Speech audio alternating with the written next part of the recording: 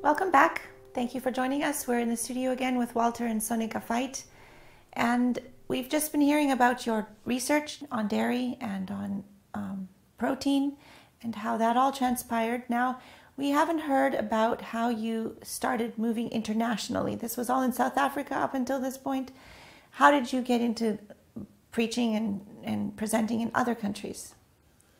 Well, I was preaching quite regularly in South African churches, and there was one church in particular that had been started, which was a German church.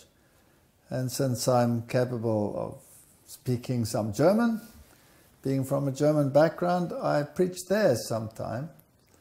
And then one of your relatives from Germany, your uncle, yes, he came to South Africa, and of course, being German, he went to the German church, and there he heard me preaching once or twice, and he also came to visit us, and then he invited me to come to Germany. But that's quite an interesting story. At that stage, we were driving around in a clapped-out vehicle that took some beholding, because we had all these financial turmoils. We were so heavily mortgaged because of the farm issue still. We didn't have money to buy a car. And of course, I had to have a car to get to work and back. So what I'd done is I bought a scrap car off a scrap heap that had a totally trashed body. It was totally falling apart, but the engine was still relatively okay. And I bought that for next to nothing. But I couldn't drive with it because the body was totally trashed. And then I found another one, the same type. It was an old Audi that had no engine whatsoever, but the body was fine. No transmission, no engine, no nothing. And so Sonika and I proceeded out of two vehicles to make one. And so she and I... That was quite a thing, because I had to transfer parts from the one to the other, and my fingers were actually bleeding from trying to get the stuff screwed in. And I had no idea how to build a car, but we built a car. And so we drove around in this thing. It was smoking like crazy. I don't think it was too roadworthy, but they did get it through. And Stan looked at this thing and thought, this is impossible.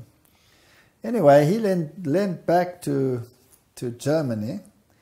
And in the meantime, we were trying to get a vehicle that, might just be better for us.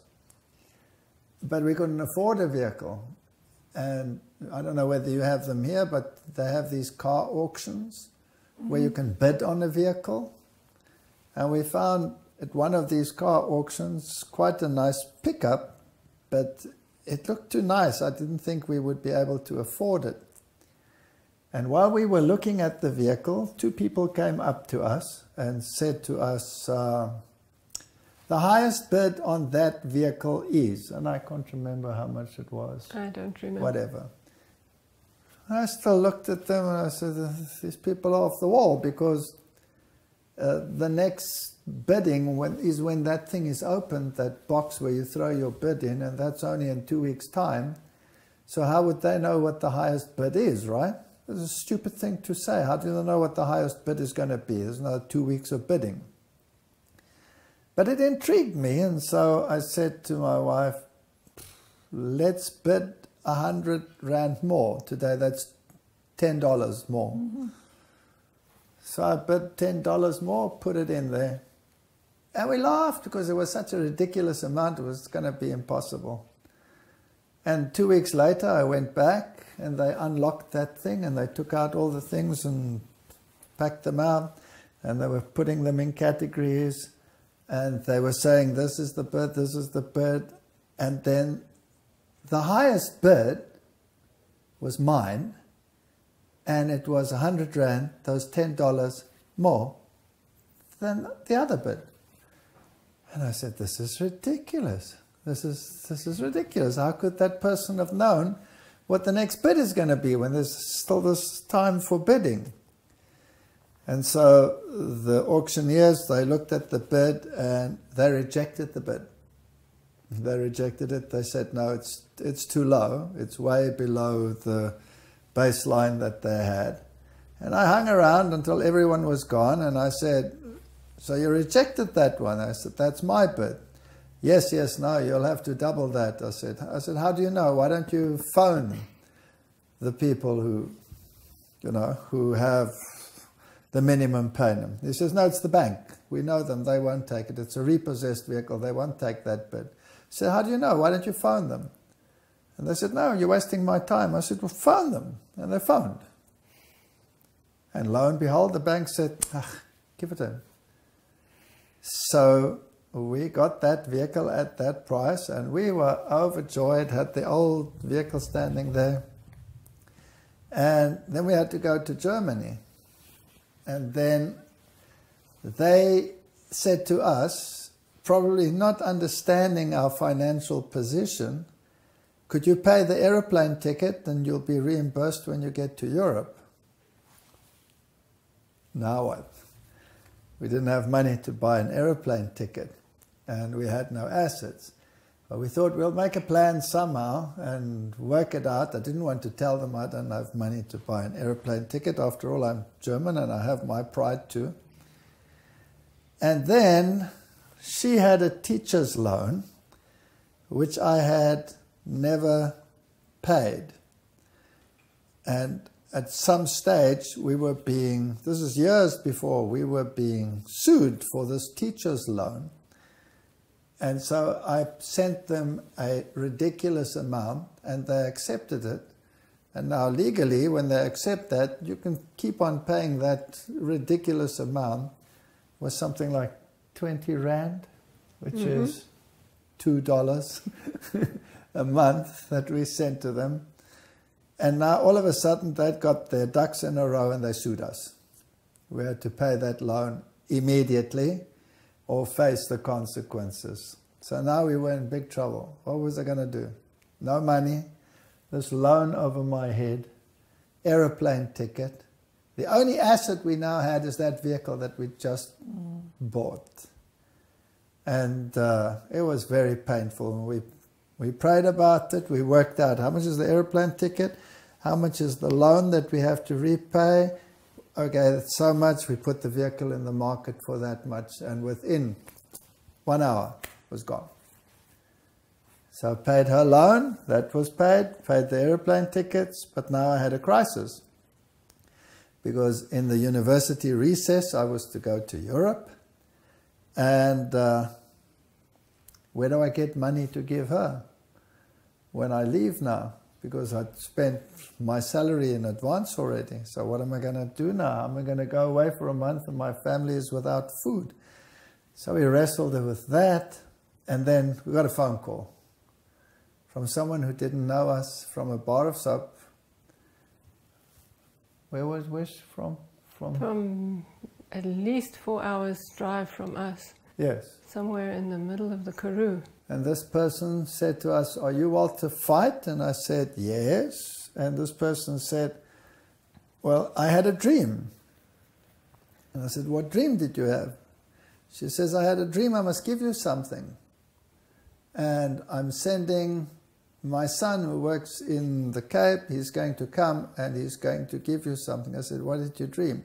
She says, no, I just dreamt that I have to give you something and I'm going to give that to you now. So I said, well, thank you very much, whatever. And then this young man arrived and he gave us an envelope. And in it was enough money to take care of the family for that month. So somebody had a dream in the middle of nowhere, and that solved that problem. But the only other problem was now I didn't have a vehicle anymore. It had been sold. So all this thing with the vehicle was to make enough profit that I didn't have to go and beg anyone for solving my crisis. So God solved those crises for me. Then I got to Germany, and lo and behold, I met with very exciting events. One of the first colleges I went to was one of our own colleges, and I was to lecture on evolution and creation, because I had a whole lecture series on that by then, of course. And the students sat in the college, and I was about to start. I was introduced, and the class representative student got up and said, "Excuse me, are you going to speak on behalf of evolution or against evolution?" Now this is an Adventist institution, right? I look at him as though he's fallen off a bus, and I say, "I'm going to speak on behalf of creation." He says, "Well, neither I nor any of us are going to listen to such rubbish. We are not interested in your stupid speculations. We believe in evolution." And the whole class walked out. Wow. They just walked out. That was my first experience with the Europeans. Okay. But now they were sniggering. There were about 4 or 5 that were embarrassed and sort of stuck to their chairs and still were inside the hall, and the others were out in the hall, in a hallway, and out in the foyer and wherever. And I was feisty in those days. So I opened the windows and I opened the doors, and I said to the 4 or 5, and I started speaking at the window. So I was actually talking to these outside, and this ringleader was going crazy. And then I said, "You know, there are people that are so cowardly that they're not willing to listen to the evidence. They make up their mind before they listen to the evidence. And people that are of that nature are either brain dead or spiritually blind." And then I said, "Here's the evidence. And by the way, you cowards out there, here it is." And I put it on the screen.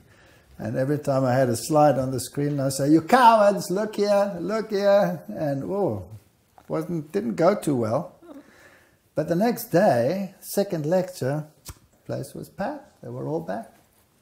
So, Walter, you were pretty obnoxious to those students who didn't want to hear your lectures, shouting at them like that through the window. What do you think about how you handled that? Well, you see, I believe God uses you where you are. And He doesn't wait until you're perfect, now you can go. He uses you when you are willing to go. I agree. So at that stage, I probably felt God needed a little bit of assistance. So I gave it in my particular way. In your own particular fashion? But today I would probably think he's quite capable of handling it himself, and I would have probably not done it that way. Hopefully, at least. So we did our lectures there in that way, and then I also lectured on the health issue. So I started writing my book, and that created a furor, and I had opposition from the medical people. And there was one person there, he was so obnoxious. And he was sitting next to a lady, and he was interrupting me all the time and saying that I was backward and should go back to my trees and whatever. But I was busy writing a book on the issue. I had the scientific publications, and of course, being Germany, they think German is everything. There are no other languages, and nobody is as scientifically and technologically advanced as they are, or some of them think that way. And so I started quoting in some of the magazines, and I actually had, because I was still writing some portions, some of the publications with me. And I started getting a little bit sarcastic with him, because he would refute something, and I say, well, this is the German journal Nature. This is the best journal in the world. And here's the journal Science. That's the equivalent in the United States. And here's the journal Lancet. But you don't understand English, so I don't think you understand this modern stuff, do you? I was getting a little bit shirty. So he got annoyed. And he started getting quite vindictive. And I looked at him like this, and I said, you know why you're giving me so much opposition? It's because you have such a bad diet. And I can see it in your face. Look at the veins on your face. You're all red. The blood is going through your skins because your arteries are clogged. That's why you can't think properly. And that did it. He exploded. And then to crown it all, I said to him, if you look around you, if you look at the lady next to you, she has a much nicer complexion than you have. Perhaps you should ask her what to eat. You weren't very tactful. No, but he annoyed me. He really riled me. So he threw his toys out of his cot and he left. He stomped out. I felt a little bit bad having been so forthright, but I finished my lecture without interruptions. Maybe nobody dared after that, I don't know. And after the lecture, I was packing my things and I was thinking, that was quite embarrassing. And this lady came up to me, the one that sat next to him, and she said to me, that was my husband. I thought I was going to die.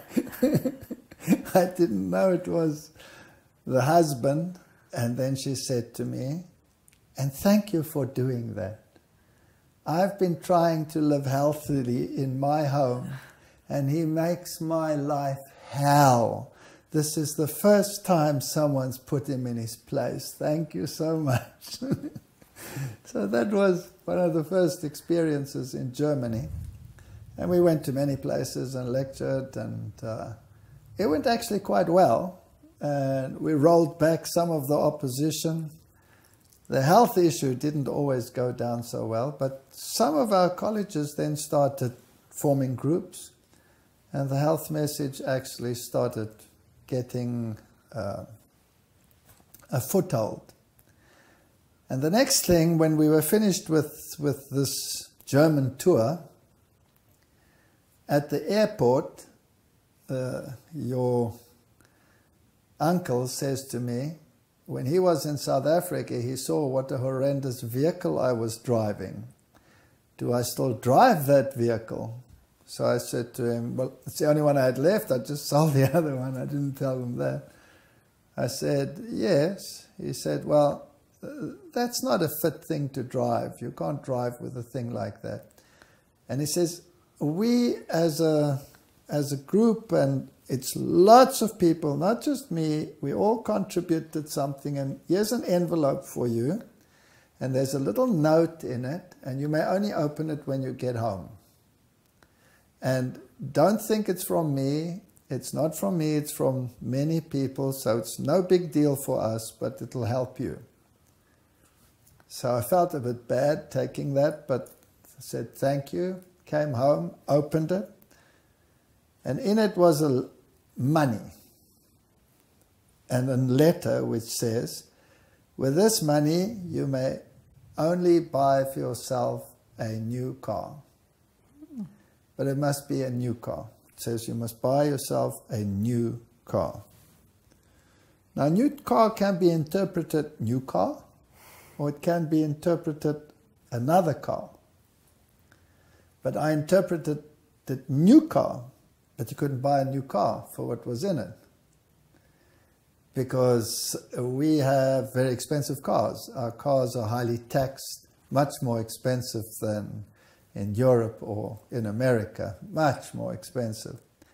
And you couldn't even buy the dinkiest little thing new. You couldn't even buy Uno new. You'd have to almost double it, so forget it. You can't buy a new car. So I said to my wife, I don't think you can buy a new car with this. And we looked, there's no car that you could buy for it. So we decided that it must mean a newish car. Something new to you. Something new to me. Exactly. Yeah. So we went and had a look for another vehicle. And we went from dealer to try and buy something that's reasonable for that price. But it kept bothering me that it said new car. And then we were about ready to buy a second-hand car for a reasonable price, when the dealer said, "But why don't you buy a new car?" I said, "No, I can't afford a new car. And in any case, they're too expensive. I don't have enough money." He says, "Well, take a loan." He didn't understand, you see. I was loaned up to the hilt. I said, "No, I can't take a loan." So then he said, "Well, we have a vehicle. There are another 3 left in the country, I think. And it's a Volkswagen Jetta, and there it is." I said, "No, forget it. I can't afford a Volkswagen Jetta. That's way too expensive."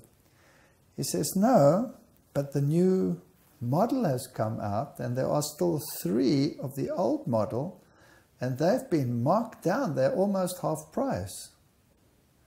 They're just a little more than half price." So I said, "That's interesting." And he said, "We have one." And I think there's one there or one there. And so I looked at it, and it was too much. I couldn't afford it. Couldn't buy half a Jetta. So I said, "No, it's too expensive for me. I can't do it." So he said, "That's ridiculous. This car is half price. It's cheaper than these second-hand cars. You would be an idiot if you didn't take this car." I said, "Yes, I know, but I can't do it because I couldn't take any more loans." And so he said, "Okay, that's sad." And so his boss came out and said, "Where do you work?" I said, "I work at the university." He says, "But the university qualifies for fleet discount." So the salesman said, "Yes, but this car is marked down, so they won't give fleet discount on it." So he said, "Phone the factory." So he phoned Volkswagen factory, which is in Port Elizabeth, and says, "We have a man here who works for the university. He qualifies for fleet discount, but this is a marked down car, but it's a new car because you only get it on new cars." And they agreed that I could get fleet discount. And guess what? To the cent, with licensing, that vehicle was exactly what was in the envelope. And that just made me think. Because what did it take? It took getting a new car almost, well, I believe, miraculously, getting a new car and then having to sell it. Mm-hmm. Why? Because I was going to go do evangelism overseas. That was the reason. I had to buy an aeroplane ticket, which was reimbursed, but nevertheless, it was like little Isaac that you were willing to sacrifice, and God gave it back. And that vehicle lasted miraculously, didn't it? The tires, remember? The tires, I did over 180,000 kilometers on one set of tires. Wow. That's impossible. You get 40, 50,000 on a set of tires. They just wouldn't wear out. They were like the shoes of the Israelites. And the mileage that we did with it was all evangelistic mileage. So God takes care of all those little details. Mm-hmm. And it encouraged us to constantly think, like the text says, "Seek ye first the kingdom of God, and all these things will be added unto you." And this was our motto from then on. We would constantly first do what we have to do and what we would like to do for the Lord, and everything else followed. Yes, I had to gain a lot of experience. I had to understand prophecy. I had to understand history. I had to understand archaeology. This is all part of my lecture series. So during one vacation, somebody sponsored a trip to the Middle East, a Bible trip, which I did with Francois Duplessis. And we went through Israel and all the places. I took all the pictures that I needed for my evangelistic series that were coming up. Amongst other things, we went to Turkey to do the 7 churches, which later became one of my lecture series. And there was a Muslim tour guide who took us to the 7 churches. So we rented a bus, the whole group, and we went on this tour. And Francois Duplessis, he always has an evangelistic mindset. And so he made sure that I would sit always next to the tour guide. And the tour guide would say what is happening there in this city, in Ephesus and Smyrna and Laodicea. And as the tour guide was explaining, or as she was explaining, then I would explain the other side of the story. And she became so intrigued with this that by the end, she was like one of us. And we left for South Africa. Francois even said to her, we go to church on a Sabbath. Could she arrange that the bus takes us to church on that day? So we went to church and she attended. And then we went back to South Africa, and a little while later we got a call. She would like to find out more. So this Muslim lady with her daughter came out to South Africa. We enrolled her for a course in Helderberg, but she had no vehicle. And so this old one that we had, we gave her this vehicle, and we asked her, can you drive? Have you got a license? She said, yes, absolutely. So she got into this car, we gave her the keys, she started this thing off, and she roared off as though she was taking off. What did she do? She drove straight over the pavement. Over the pavement, almost through the garbage cans, and off at a speed. Boom, she was gone. In any case, she would regularly modify the vehicle. She would drive through dirt cans, she would back up into walls or miss a turn and take away the side. And then she would come to us and she would cry, oh, I made an accident with your car. And we said, don't worry, it's an old car, just carry on. And then through the dirt bins. It was so funny. And she had Bible studies with us and with Francois. And by the end, she was convicted and wanted to become a Christian, a Seventh-day Adventist, but she was afraid of being murdered when she returned, because that's what often happens to someone who converts. And later she emigrated to America, and she married an Adventist pastor. And she translated many of the writings and works in those areas to this day. So there was an interesting experience with some of these trips. But then the next one was that you came to South Africa. Yeah, we did. Now you must tell what happened 1992. there. Well, what happened then?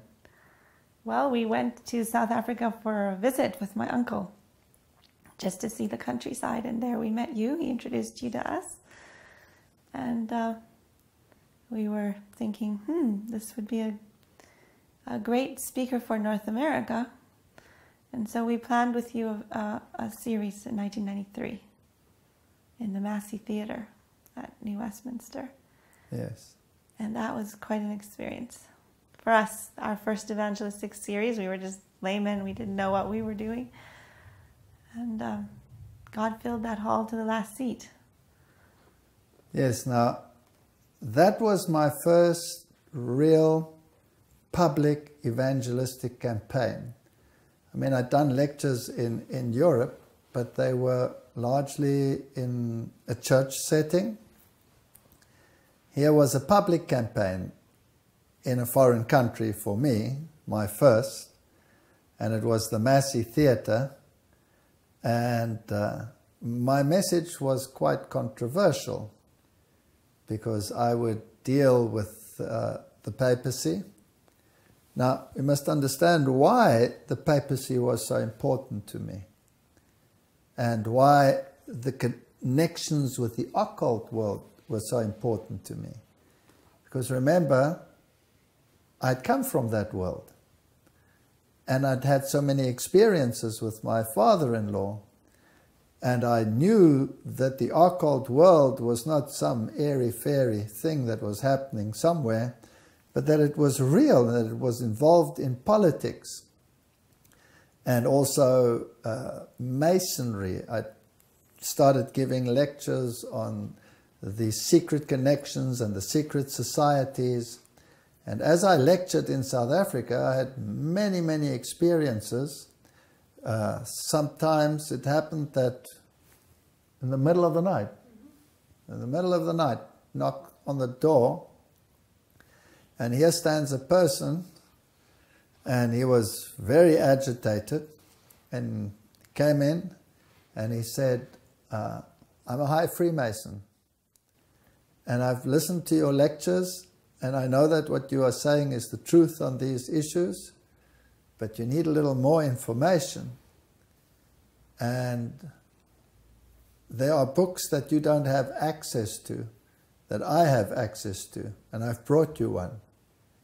But if they find out that I took this book out and gave it to a non-initiated person, I will die. So you have this book until 4 o'clock tomorrow morning.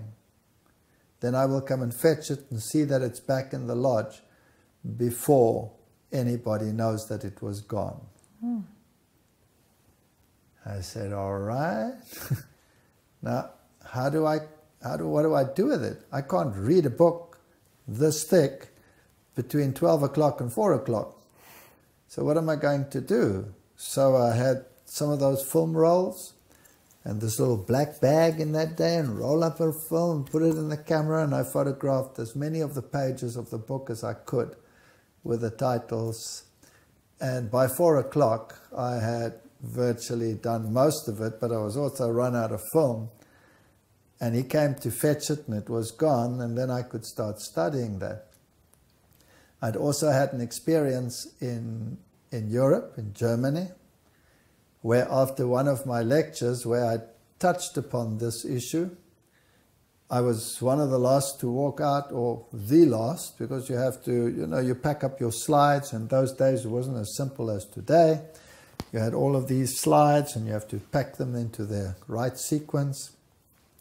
And as I left the hall, I was walking down the passage, and the lights were going out, when a hand came out of what seemed like a closet, grabbed me from behind and pulled me into the closet.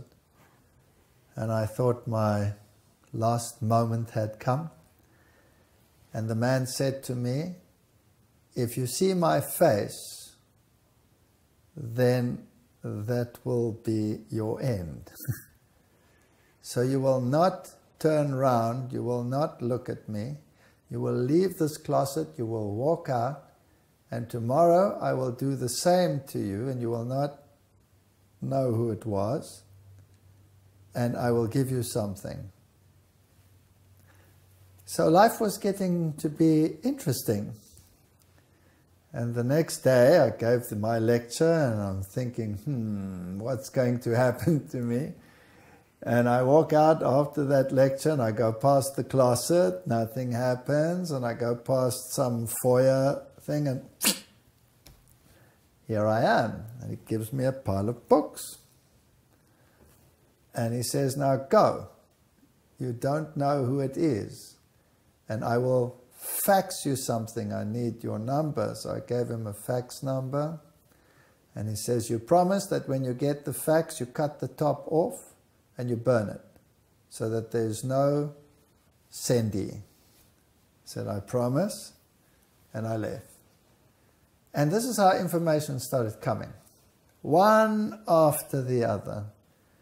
And I had so many connections. My biggest problem was always connecting the papacy, the secret societies, the Jesuits. How are they all connected? Because I knew they had to be connected, because Revelation chapter 13 had said so. And the spirit of prophecy was very clear that if you study if you study the book of Revelation, then you will know to stay clear of secret societies. And she mentions Freemasonry by name, so I knew there were connections. And I had some of the occult writings from my father-in-law, and I was studying all this stuff and putting it together. So my lectures were different from other people. They had these occult connections. And if Revelation chapter 13 says that the beast out of the sea will be the one who will be paid homage to and will control the world, and that it's spirits of demons that are doing this work, well, then this stuff is all interconnected, right? Mm-hmm. And so I was starting putting these things together, and when I got to the Massey, my first ever public campaign, this was going to be a big deal. I'd been on public campaigns, but with Francois Duplessis, I was always the sidekick. Here was something I had to do by myself, and then in a foreign land. And letters had preceded me, warning certain people that I should not talk on issues of health or something of that nature, or this or that or the other. And someone had intercepted the letter and made a copy and given it to me, so I knew it in advance. I was in trouble in a foreign land. Already I was being stabbed in the back, as it were. Get to Massey Theatre, and it seats 1,260 people. Pathetic number. That was weird to begin with. Now, the organizers had said that you'll never fill this hall, not with something like that. And it was cold and it was wet and it had snowed a little bit and there was some ice and it had melted again. Nobody thought it was going to be full, but it was packed. And the organizer said, no more people. If it gets any fuller, then we'll have to close it. This is fire regulations. And it was packed. And we did double sessions. So you did a lecture, you had a 20 or 30-minute break, you did another lecture. Yeah. Now, the only people I had contact with was the AD team. And they were in the back of the hall, and I was on the stage in the front of the hall. And I had all of these slides. And there were so many people there. And while I was starting lecturing, your city sent out tow trucks to remove the illegally parked vehicles, so everybody ran out of the hall and then to go and see whether their vehicle is being removed. But your dad went and sorted it out and went and stood in front of the trucks, and I got to know him a little bit better. He's a feisty person. He won't let himself be intimidated very readily.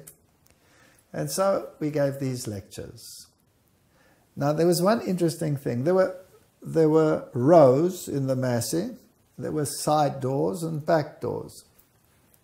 And the Massey Theatre was packed, but there was one seat that was open. Just one. And there was always the seat in the front in the first block. And that was always open. Now, why would that always be open? That's weird, because anybody can sit anywhere. There were no seat assignment. And halfway through my first lecture, the side door would open, which normally would not open during a lecture. And this little fellow with Down syndrome came in. And he would walk up and down the front there, and he was very stocky, short, and his tongue hung out. And he sang. He sort of, He wasn't a nuisance. He was just there. Then he used to sit down in that chair. And I gave the whole lecture. And then everybody would go. And then I started getting into the serious topics. Talking about the Antichrist, giving these Bible lectures, bringing in some of this newer information. And there was a crowd there that got very angry. At one stage, they actually ran on the stage and shouted that I am the Antichrist and that the people should get out and not listen to me. And they were very irate and very aggressive. And in between the break, they would corner me and they would be aggressive, and some of them actually wanted to hit me. And there was no one to help me because the AD team was in the back, I was in the front, there was an audience between them and me, mingling, getting up, stretching their legs in this aggressive crowd. And I tried to appease them, but it got worse and worse. And then this little guy with Down syndrome, he used to get up and he'd take his short, stocky little arms and he'd work his way through the crowd. And then he'd come and stand next to me and he'd put his arm around me and he'd put his head on my shoulder here, on my side. He only came up to here. And then he'd look at them and he'd sing with his little la la, la la la. Now, if there's anything that's disarming, it's someone with a little Down syndrome boy stuck to him. There's no way you're going to hit someone who has a Down syndrome boy stuck to him. And so the time would come for the next session and I'd go back up onto the stage, he would go and sit down. And the next day the same thing. Now I got very dependent upon him. And sometimes, because he always came in sometime during the first lecture, he wasn't there from the beginning. Sometimes he didn't pitch. So I actually stretched my lecture to see is he going to come. I was totally dependent upon him. And then he'd come, and then I'd relax and finish the lecture and go down and face these aggressive ones, and the Downs boy would help me. And then we moved the lectures to, I don't remember where. It was across the river to another municipality. But it was far away. Yeah. Now, I always thought, you know, the Down syndrome boy was part of the furniture. He was always alone. He didn't have any parental care. There was no peer with him, nobody to take care of him. So I thought, well, maybe he's a neighbor's kid, or maybe he belongs to the caretaker of the hall, and he's part of the establishment. So that's it, and I won't see him again. And then I finished the entire campaign, and then the very last day, the AD team was very mean to me. They gave me a whole host of lectures, I don't know, 5 or 6 in a day. And I was exhausted, and the next day I had to fly back. And I went through that entire day, and I had all my slides in trays. So I'd give the first lecture, and then there would be this tray of lecture, and then the next one, and the next one, and the next one, and they were all piled in the back there. And after the lectures, of course, I have to sort them back into their little packages so that I can carry them in my hand luggage. And in the last lecture, I'm still busy with the last lecture, the door opens and the Down syndrome boy comes walking down. Now you could have knocked me over with a feather, because what was he doing there? This is now a different part of the city. He couldn't have been part of the establishment, couldn't have belonged to the hall, couldn't have been part of the team, couldn't have been a neighbor. And he's too Downs to have traveled by himself. What's he doing there? And he sat down in the same spot relative to the other spot. There in the front, there was a seat open, and he sat there. And when the lectures were finished, the people went out into the foyer, and only he remained behind, and me. So I have no witnesses. People will just have to accept my word for it. Now I'm standing in the front at the pulpit, resorting my slide back into their little zip packages so that it's a nice small packet. And I've got 6 lectures to pack back, and it's going to clickety-clackety, clickety-clack. And I'm looking at him, and he's looking at me. And he gets up, and he sings, and he walks back and forth. And then he goes round and up the stage. And he comes and stands next to me, puts his arms around me, and puts his head there, just like he used to. Now, it's quite awkward. There's nobody attacking me. I'm all alone. He's stuck here. I'm talking to him and sorting my slides at the same time and looking at him. And I'm wondering, how did he get here? And who is this? And the thought comes to me, this is too unusual. And I pluck up the courage, because I didn't really have the courage to do that, but I grab him by the shoulders and I push him away from me and I push him in front of me. And I say to him, I have one question for you. Are you a human being or are you an angel? And he took a step back and he did that. And he looked up and he walked out. And that to me was a groundbreaking experience. Mm-hmm. Because it's not by might and it's not by power, but by my Down syndrome boy. You don't have to have one big hunk of a person to come and protect you. God has 1,000 ways in which to protect you. And so when this boy did that, I was very grateful. And I've been in positions that were similar or worse. And I've never had any fear. Not because I'm not human, but because I have absolute faith that he's there. And he's not small. And he doesn't have downs. No. One stroke and everybody would be dead before him. And I was in Slovenia. And I did a series there. And they wanted to stop the series. So the Orthodox Church there has its own protectors, almost like a militia, own police force. And this militiaman, this ringleader, came onto the stage and he shoved me harshly, brutally aside, grabbed the mic out of my hand, shoved my little translator, who was a tiny little lady, her aside violently, and I got annoyed with him, so he tried to shove me again, and I stood my ground. He ripped the mic out of my hand and he commanded everyone to leave the hall. And the people got up. I don't know, there was about, I don't know how many, 800 people. They got up like one man and came forward and said, you get up, because we came to listen to what he has to say and you're not going to tell us what to do. So he saw that he was going to be in trouble now, so he said, I'll be back and we will come and beat you up.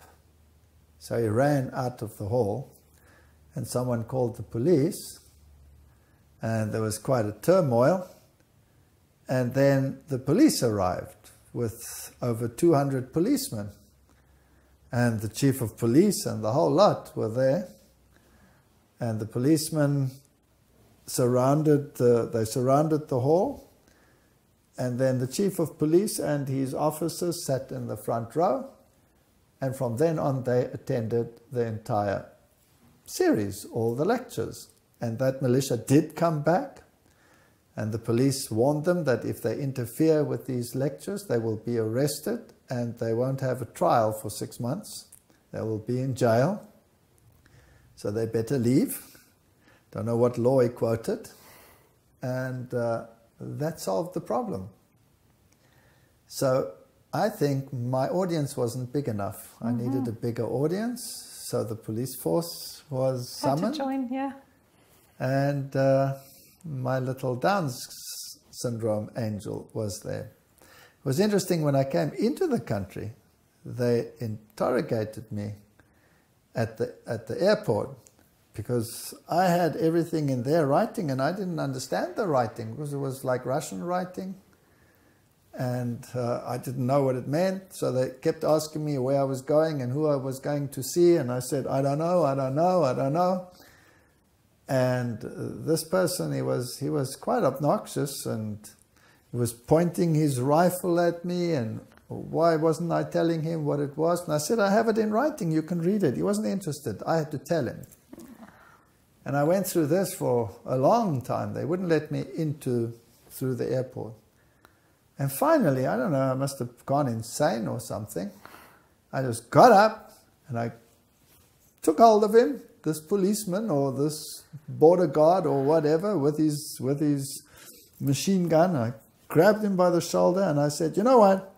You're asking me all these questions, you're asking the wrong person. The person who's coming to fetch me is the person who'll tell you what his name is and where I'm staying. So you and I, we're going to the airport, to the other side, where they will come and fetch me. And I just took him and I started walking. He was so flabbergasted, he came along. And we went right through security, right past everything, into the reception hall. And I said, now you stand there and you wait. Because I didn't know who was going to come and fetch me. And the next minute, this person comes up and says, are you Walter Fajt? I said, yes, thank you. Here, ask your questions.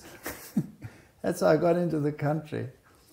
The other thing that was interesting, I can't remember whether it was that country or another country, but they got so interested, they wanted to put me on the radio.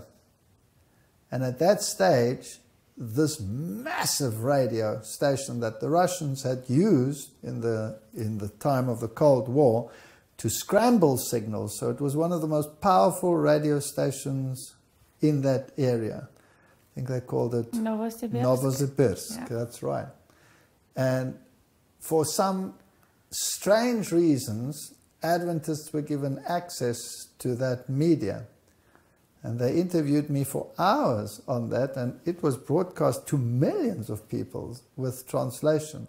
So doors just opened. It was unbelievable.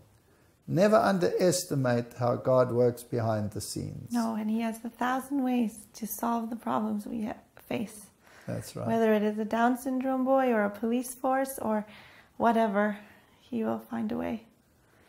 Well, we're going to take another break, and we thank you for joining us again. And yes, we will come back again for the rest of the story.